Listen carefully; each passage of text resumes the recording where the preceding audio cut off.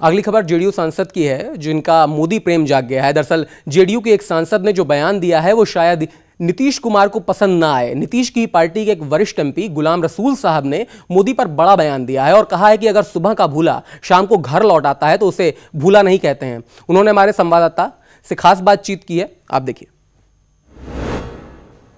भारत के प्रधानमंत्री नरेंद्र मोदी कहते हैं कि भारत का मुसलमान भारत में जिएगा और भारत में ही मरेगा। एक तरीके से इस बयान को इस तरीके से लिया गया कि प्रधानमंत्री का बदलता रुख है।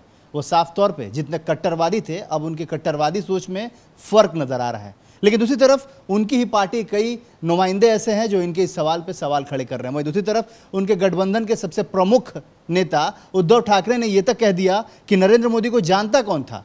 गोधरा दंगों के बाद उनको बचाने का काम बाल ठाकरे ने किया था। आखिर इस तरह के सवाल क्यों?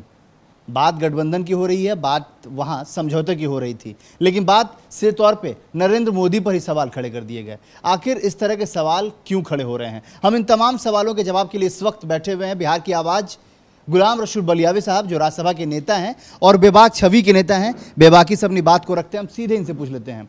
बड़े ही बेबाक तरीके से जवाब चाहिए आपको। नरेंद्र मोदी कैसे नेता हैं? ऐसा कि उन्होंने कोशिश की है पुराने जुर्मों को साफ करने का। पूरी दुनिया में हिंदुस्तान की सेकुलरिज्म और यहाँ के हिंदू, मुस्लिम, सिख, ईसाई की जो पूरी दुनिया में मिसाल दी जाती है, वो मिसाल दागदार जिन लोगों ने किया, उन लोगों को तो मुल्क के कानून पर ही भरोसा नहीं है। संविधान क्लियर कहता है कि सभी मज़हब, सभी धर्म के लोगों को मज़हब की आज़ादी के साथ जीने का, मरने का, शादी का, ब्याह का अधिकार है। अब उनके जो मटेरियल लोग हैं, यानी सत्ता तक पहुंचाने वाली जो मटेरियल संगठन हैं, जो तंजीमें हैं, वो तंजीमें इस वक्त प्रधानमंत्री बनने के बाद नरेंद्र मोदी जी के वो काबू से बाहर हो चुके हैं। इतने बाहर हो चुके हैं कि इस वक्त उन संगठनों ने जिन संगठनों ने दुष्प्रचार किया, देश के गरीबों के साथ छल किया, अब वो संगठन का हर पदाधिकारी अपने आप को प्राइम मिनिस्टर मान रहा है। बिल्कुल।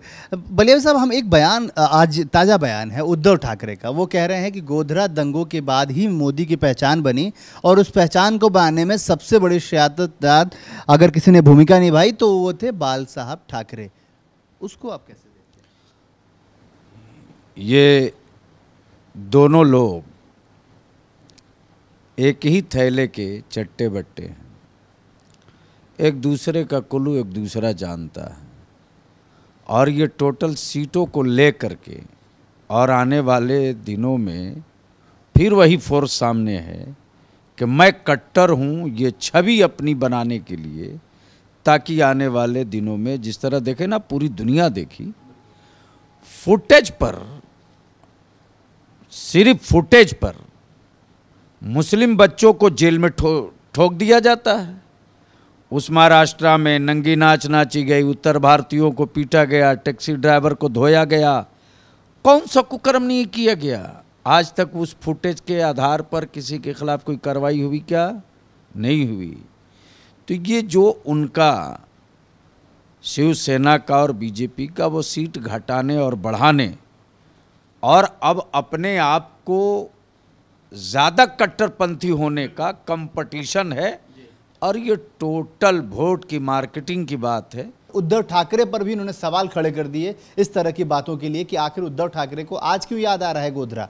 अगर उन्हें याद ही आना चाहिए तो बहुत पहले आना चाहिए था, क्योंकि वोट की राजनीति के लिए इस तरह की मानसिकता साफ जाहिर होती है। वहीं दूसरी तरफ प्रधानमंत्री कार्य को अच्छा कह रहे हैं। देखना दिलचस्प होगा कि एक प्रमुख विरोधी और प्रखर विरोधी अगर प्रधानमंत्री की तारीफ कर रहा है तो आखिर इसका माने क्या निकाला जाए। कैमरा में चेतन के साथ आशिफ इकबाल, P7 न्यूज़, दिल्ली।